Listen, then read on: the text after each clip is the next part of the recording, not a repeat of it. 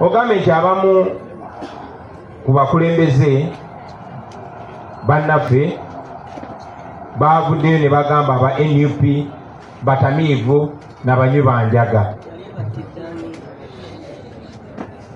Simanyi oba mu Uganda, mu East Africa, mu Africa ne mu nsi yonna waliwo atamanyi byafaayo byaffe nawa gye tuvudde.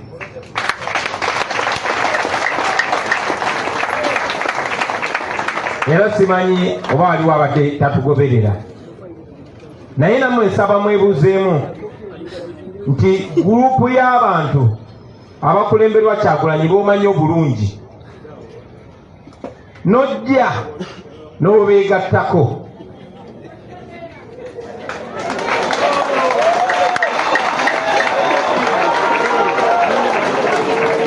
nga banywi banjaga, banywi bamwenge, naye ne weegatta okwabo abanywi b'enjaga ne bakulonda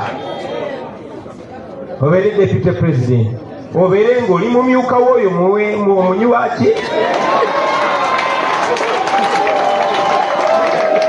Era nokkiriza era nosanyuka bulungi nnyo. Abo abanywi b'enjaga ne bakulonda ne bakuwa obwaliri opposition era n'okuba mukalo nobeebaza abo baki. Abo abanywi b'enjaga era ne bakulonda ne bakufuula commissioner era nokkiriza. Naye ate bobba ne bagamba nga banywi b'enjaga tetukkiriza mu bubbi. Kati awo ne bafuuka banywi b'enjaga.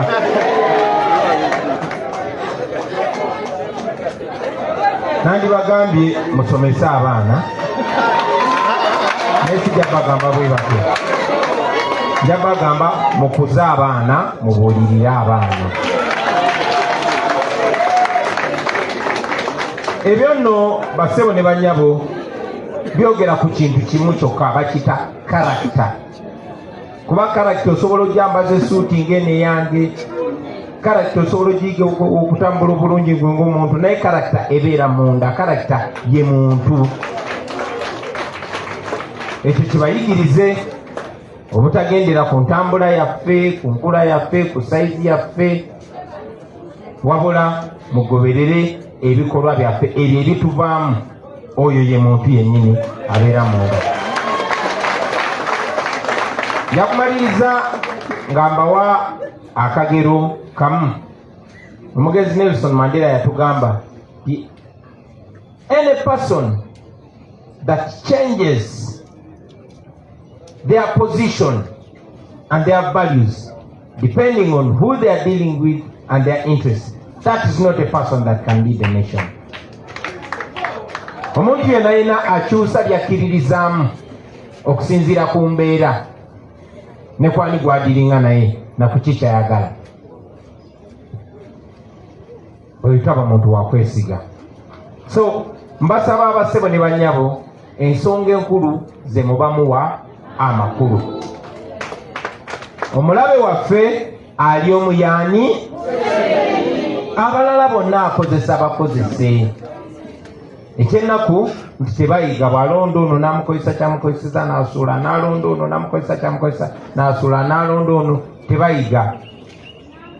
Njagala okubaate bingi nnyo bigenda kujja nga byakubajja ku mulamwa kubadaivatinga. Kuba Museveni tumufunzizza, kati ajja kukozesa n'ababo bakusika enteega, ababo bennyini, naye temuva ku mulamwa. Omulabe ye Museveni. Buli woolaba nga attacks ziyitiridde, buli woolaba nga bakozesa abantu bonna ne bemukkiririzaamu obbalumba, mumanya mutuuse ku kinyusi. Bwe mulaba tebakyatulumba, mumanya nti tetubali bubi. Ekyo kyebazeeyo ne ku kye nabagambye ku nsonga ya paliamenti. Era mulabewo afuuka atya okuba nti yakuwolereza. Omusajja omu gwe bayita Samora Mache yali alwanyisa abazungu. n'agamba abaddu gavumenti bwe mulabanga bano abantu betulwana nabo batandise okumpanawaana mumanyi olwo namaze edda obatunda.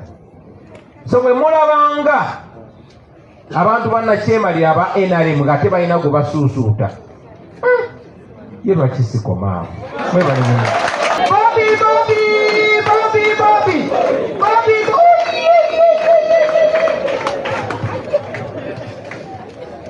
Thank you very much, Madam Deputy. Thank you very much. People power. Our power. People power. Our power. NUP. Everywhere. Adui nani. Adui nani. Adui nani. Adui nani. Tusonge mbele. Tusonge mbele. People power. Our power. NUP. And everywhere. Thank you very much, comrades. Please take your seat. Thank you very much, Madam Deputy, for the kind introduction. Many times when you introduce me to come and speak, I look behind me because many times when you talk about me, I feel like the person you're talking about is much greater than myself. Thank you very much. We don't take that kindness for granted. Comrades, as we meet today, allow me to once again communicate the sad news of the sudden passing of the father to our noble comrade, the Honorable Nsamba Oshabe Patrick. His father passed away last night and we'll be laying him to rest on Sunday in Kasanda. Please, on behalf of the National Unity Platform and all his friends, receive our condolences. I also want to add my voice in appreciating many of you that showed up to commiserate with our Deputy President when she lost her son recently. We continue to stand with you, Mama, and thank you for being a symbol of strength. You are the one who lost a son, but you're the one comforting us to the present day. Thank you very much for being who you are. As we are here today at the ceremonial grounds in Kololo, General Museveni and his bootlickers are spending yet again billions of taxpayers' money, thanking himself for having spent almost 40 years in power, congratulating him for having successfully subjugated the people of Uganda, forgetting that there is yet another unstoppable generation which will represent. So yes, while they eat and make merry, courtesy of our taxpayers' money, we are busy trying to encourage the masses not to give up. I also want to salute some of the comrades, Nyagalubala Musako Mwina, naddala abo abatakyafugika nga mwe muli ne Swabra ow'omukisa ennaku zino takyafugika. Ne wewe weesigalireeyo mama. Congratulations and happy belated birthday, Comrade Swabra. Friends, it has been a long time since we interacted, since we had a chat, and between then and now, so much has been happening in our country that warrants your attention, our attention. I'll speak about the worsening human rights situation in Uganda. About 3 weeks ago, our comrade, Mapuuga Ronald, went missing. And a week later, when he showed up, he reported about his gross torture. Jangu Mapuuga. This young man went missing for a week. And when he resurfaced, he had all these wounds of torture. He told us that he had been detained. But terrible, much more terrible than that, this young man was raped in custody. He was sodomized by soldiers in CMI. Yes, that's what happens. Ono mvubuka bamuwamba namala wiki namba nga talabika. Ne bwe yalabikako nga bamutokyalinze bamutulugunyiza nga bamulidde n'ebisiyaga ku CMI ate nga si asoose ne bwe weddirayo. It is shameful, it is painful, but we have to talk about these things because this is a reality. This is a reality. Our comrade Maega Ronald is one of the many political prisoners that were arrested in 2021. 4 of them, including him, were released by the court-martial on bail, but many of them remained. There were 32 altogether, including Olivia Rutaya, who is still in prison. So Maega's case of sodomy is not new. We have shown you young boys that have been sexually assaulted by soldiers in Ugandan military uniform in CMI. He recorded the same statement at the police escorted by our lawyers. But we still know that nothing is going to be done because this regime has weaponized sexual assault, it has weaponized sodomy, it has weaponized rape against women and men as a way of torture against members of the opposition. This week, former RCC Ewan Anderson Burora was detained. Apparently, he was harassing or annoying Madam Anita Mong. Interestingly, a few months ago, the same Burora was on the media all over mocking the victims of torture. Those victims, Burora was on TV and radio, constantly mocking them and saying they are faking their stories to get asylum. Today, Burora is in prison on the same trumped up charges. Of course, we criticize that lawlessness. And yes, we call for his freedom. And we hope that the plight of Burora communicates to those people in the regime, the NRM members, even to us here, that in a sinking boat called Uganda, nobody is safe. Tewali ali safe, muli ato liri mukubira. Burora, abadde RCC amaze banga dene, nga jerega, nga sekerera, era nga China bannaffe ababa bawambiddwa ne batuusaako ne batuusibwako ebikolobero ebifaanana bwe bityo. Naye ne Burora bamukutte mbu abuza Madam Anita Mongo emirembe kubanga Burora amaze ebbanga ng'ayogerera Anita Mongo ku bubbi Anita Mongo bwakulembedde mu parliament. Kati Burora ali mu kkomera. Tuvumirira okukwata n'okutulugunya Burora. Tuyinza obutakkaanya naye n'ebyakola obutakkaanya nabyo. Naye twagala naye afuna eddembe lye. Eri ddembe lyabadde alemesa bannayuganda okufuna. Twagala alifune, twagala afune obwenkanya. We want him to get the justice that he has so many times helped in denying the people of Uganda. Because we believe that nobody should be subjected to lawlessness. So, we add our voices in calling for his release and fair hearing. About the evictions in Rubiji, many of you have seen our people displaced in Rubiji, in Nansana, in Abweru, and many other places. We are still concerned about the manner in which NEMA conducted himself. Whether it is right or wrong, it was supposed to deal with these people in a humane way, giving them human dignity and taking their economic situation. Bagenze ne basengula ebikumi n'ebikumi by'abantu, families nyingi tebalina we basula, tebalina we basaluba, abamu nga balina n'abaana bato. NEMA kyonna kyegenderera oba ntuufu mu bigendererwa byayo oba nkyamu, kiri clear ti enkola gye yakozeemu ebintu bino tiyawadde ekitiibwa bulamu bw'abantu, tiyatunulidde na nyingiza y'abantu.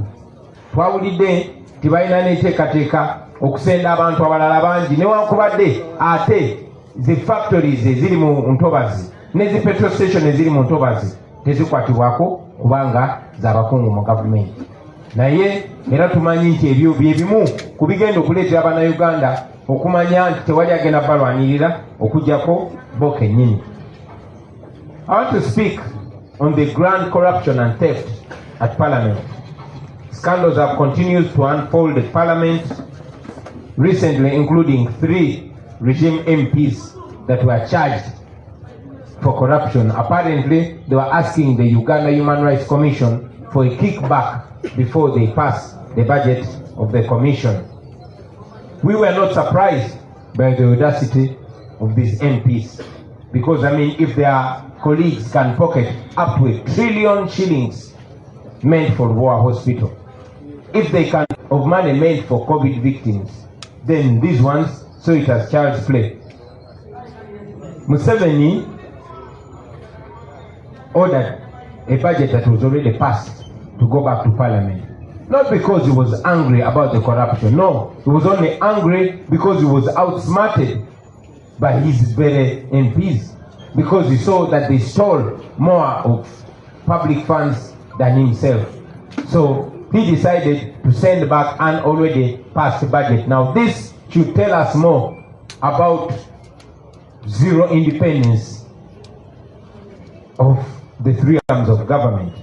I mean, if elected members of Parliament can be abducted outside the courts and they are disappeared, members of Parliament, moreover from the ruling party, then all of us should be reminded of where we stand in this Uganda of today. Mulabye mwena obubbi obugenda maaso mu parliament. Obubbi obungi juzi ba MPs basatu aba NRM ekibiina ekiri mu buyinza wadde kyawamba buwambe basindikiddwa mukomera oluvannyuma lw'okuzi ekitongole ekirina okuba nga kirwanira eddembe ly'obuntu mu ggwanga nga tebanayisa bajeti yaabwe.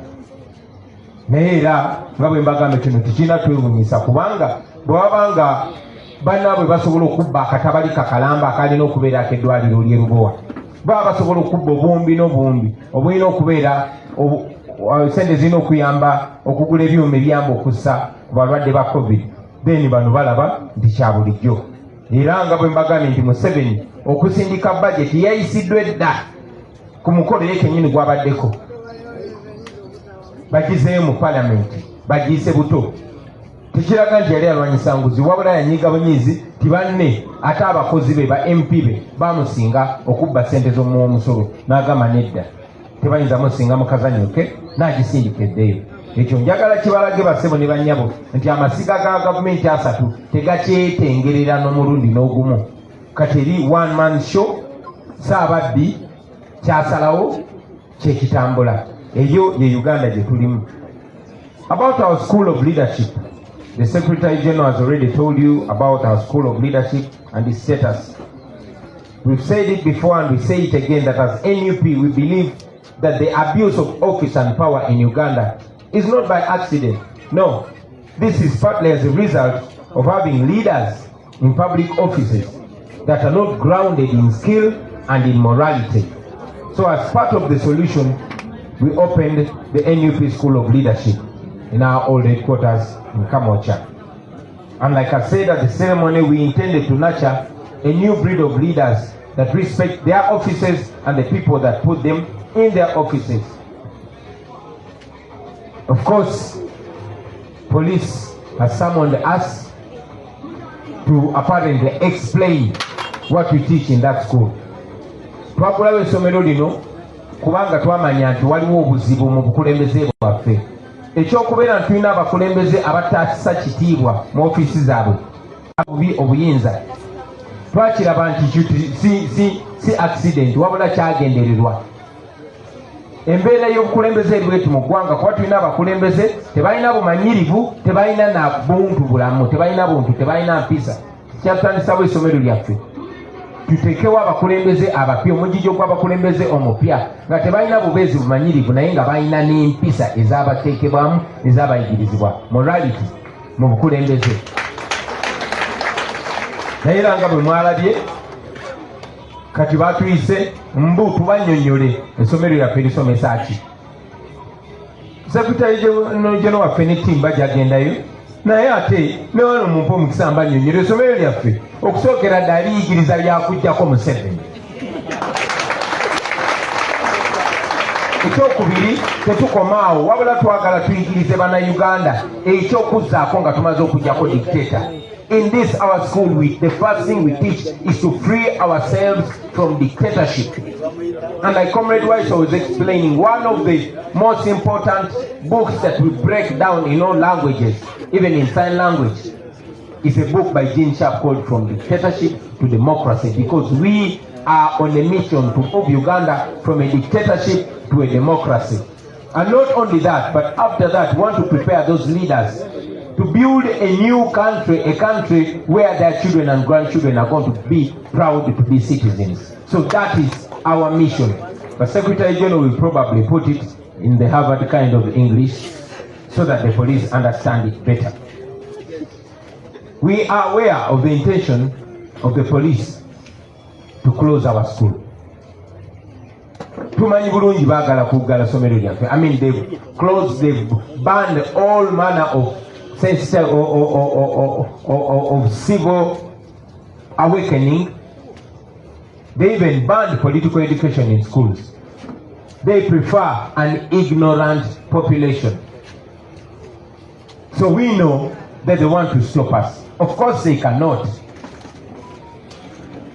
because whatever they do is illegal, and we always find a way of going around it.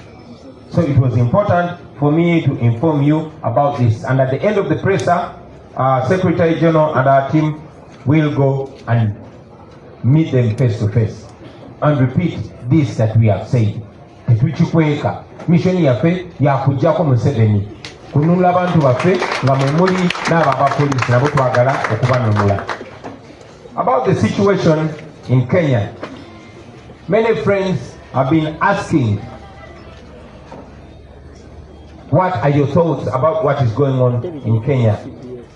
Now, across our border, the young men and women in Kenya have, as we have seen, captured our imagination and the imagination of the continent and the world by standing up strongly, peaceful and unarmed to resist a bill that would put another financial burden on their shoulders.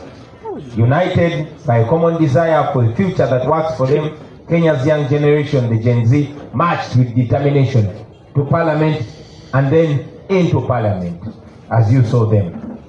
They were able to voice their disapproval, and after a short while, the government in Kenya withdrew that bill. That was a win for people power. That was a win for the young people in Kenya, and indeed it should be a win for the continent.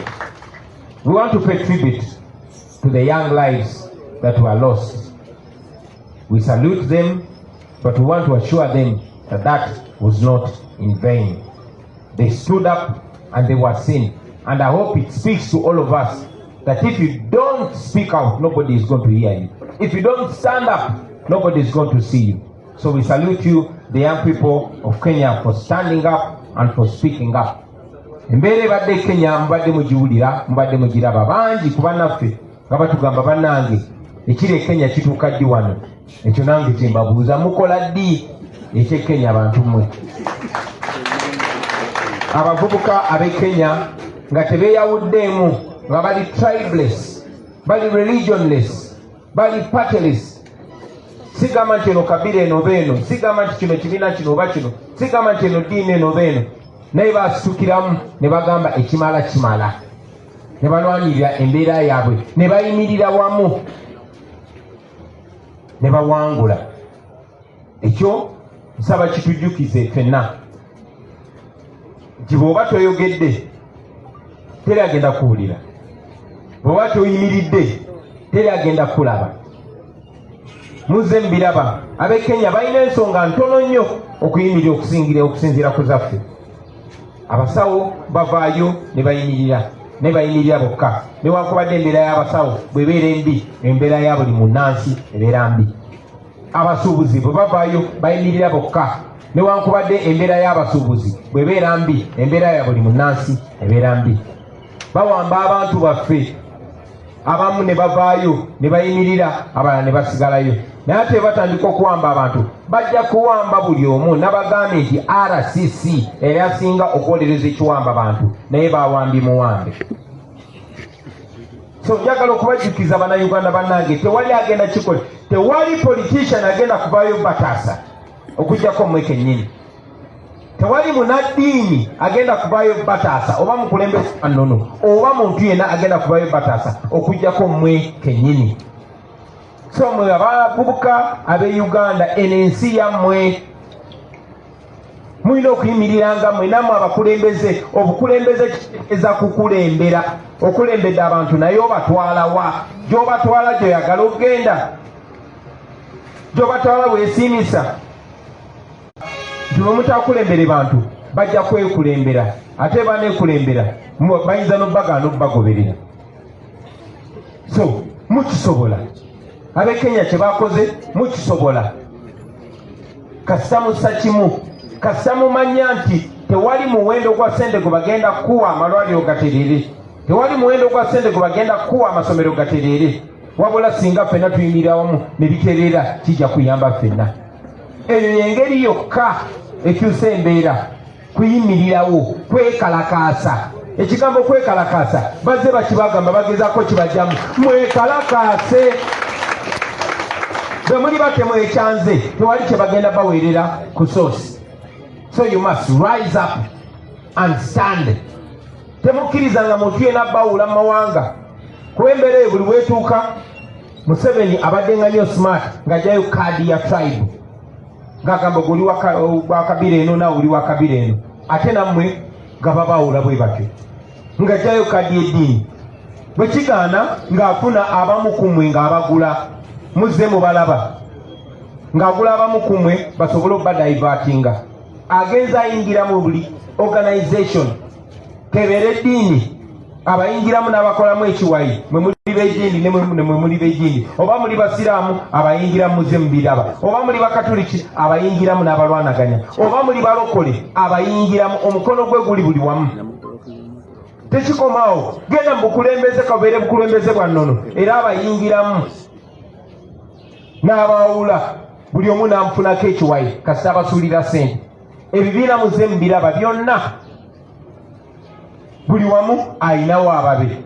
Bayinza obuteerangirira nti bakozi be naye mubeera mubalaba bonna, era kiba kibalaga ani gwe bakola ki, gwe bakolera. So njagala okubajjukiza abannayuganda bannange nti you must not leave your plight to only the politicians. The politicians will lead you when they know you know where you want to go. If you don't know where you want to go, they will mislead you. Kenya etuwadde example. Ekibadde Kenya musobola okikola. Temwewuunya lwaki badeployinza amagye wano wonna wonna, kubanga batya. Ne kati ate abantu abatya mwe muganya obakangamu.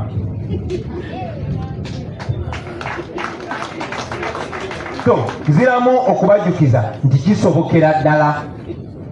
Temutulinda. Nedda.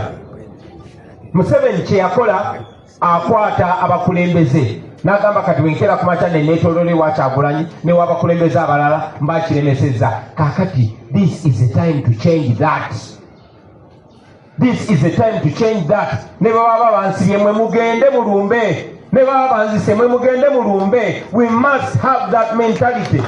You must know that each of you can be a leader and lead. Your generation needs you. Nobody is going to help you. No, solution is not coming from anywhere but from yourselves. Remember that. Finally, comrades, about our nationwide tour, our Secretary General has spoken to that. I just want to confirm the people of Mondibujo, the people of Ntungamo, the people of Ishaka, the people of Bushenyi, the people of Rukunjiri, Isinjiro, tuyo muhanda ni tuisho. Tuja mutulinde. Finally, I want to appreciate all of you comrades, the leaders that have kept the momentum going, the comrades that have not stopped demanding for our missing and our detained brothers and sisters. Those that have demanded for the political prisoners, please don't stop. I am aware that even today as we speak, many frustrated families have been conscripted to go to Museveni. Some of our comrades have been paid to go and demand and claim that actually they've been telling lies about their torture. Some are paid to even lie that NUP is the one that abducts them. I salute those of you that have stayed on the course and are staying on the course constantly. Let's keep the families of the missing comrades in our prayers, and whenever we can, let us visit them, let us give them confidence. The children, the widows, I salute all of you friends that are helping us pay school fees for the families, the children of the missing and killed comrades. Please don't stop. Most importantly, comrades, we must never ever stop. We must never say die. We must never give up. Let us keep pushing, because soon and very soon we are going to be free. What the Kenyans achieved, we can achieve and much more. Freedom comes to those who fight, not to those who cry. Because the more you cry, the more your people will continue to die. But if you stand firm, if you rise and demand for your rights, you will get your rights. And forever you will be free, and your children and your children's children will be free. Njagala bebaza abasebo ne banyabo mwenna abayimiriddewo abalemedde ku mulamwa, abaagaana okutunda emyoyo gyammwe, abasigadde nga mudimandinga nga mubanja baganda baffe be baasiba, abo abaagaana okwetunda, abakulembeze bannaffe abaagaana okuva ku mulamwa, abaagaana okukyusa ebigambo byammwe, mmwe abaalaba nti struggle yaffe nkulu okusinga ssente, abamanyi nti eddembe ly'abannayuganda kkulu okusinga obbagulirira, mwebale nnyo, mwebali edda. Temulekeraawo gye twabalanga okujja ku national wide tour agenda batuukako, musigale nga muli strong, musigale nga mulemerako. Bano abantu betulwana nabo batiitiizi nnyo nnyo nnyo nnyo nnyo nnyo nnyo, era mu bbanga eritali lyawala bagenda twegatako. Mwebale nnyo okumpuliriza, mwebalire ddala. For God and my country. Mbadde mmanyi byonna mubizeemu. Okay, I'm not sure whether questions are only supposed to be answered in Luganda, because Map Media has a problem understanding Luganda.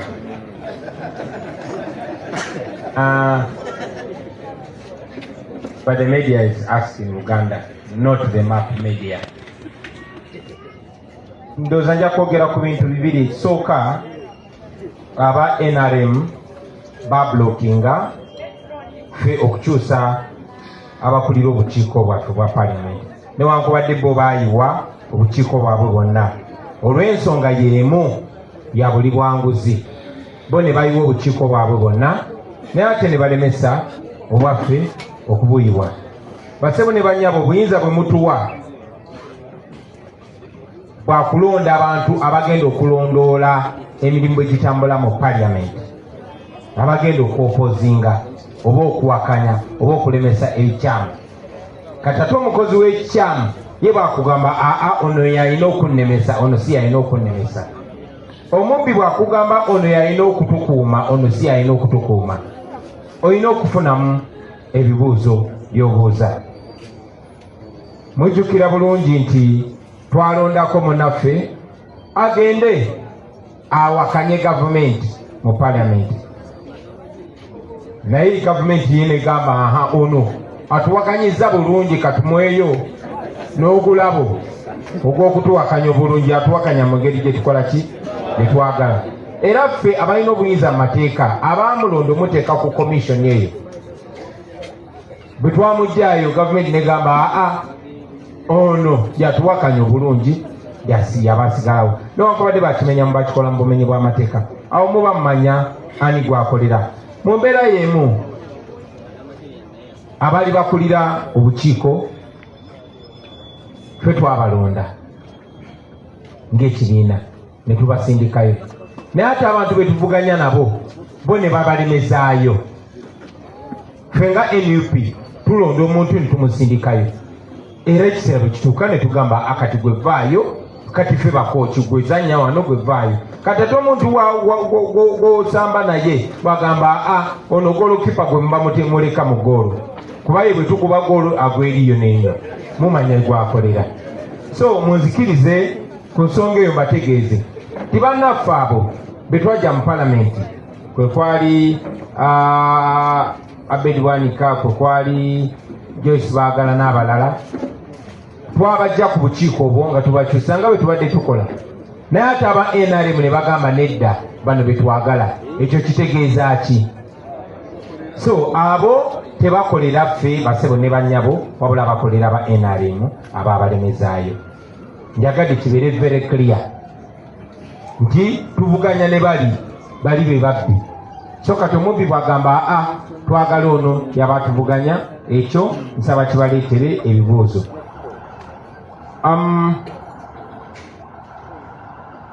bambuza simanyi oba ddala ensonga nkulu ebanyina ogiwaako ogyongerako eddoboozi naye okibuuza ate tuli baweereza bammwe kitukakatako obaanokola